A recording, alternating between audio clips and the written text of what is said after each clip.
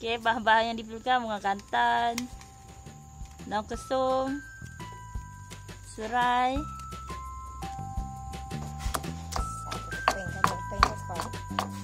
apa masak? Keping lah. Ini lepas sikit. Banyaknya ah. Setengah sedu. Tumbuk boleh. Bahan yang telah ditumbuk tadi.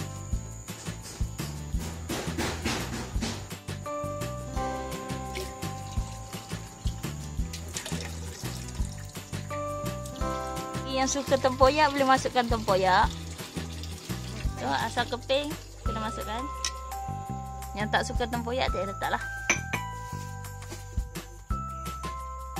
Rasa cukup rasa. Sedikit garam.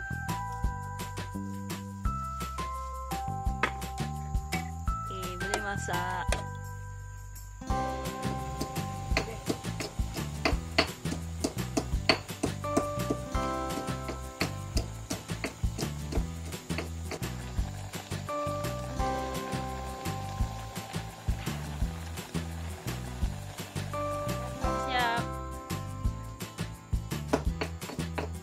Menggelegak agak lama sikit dah boleh angkat lah.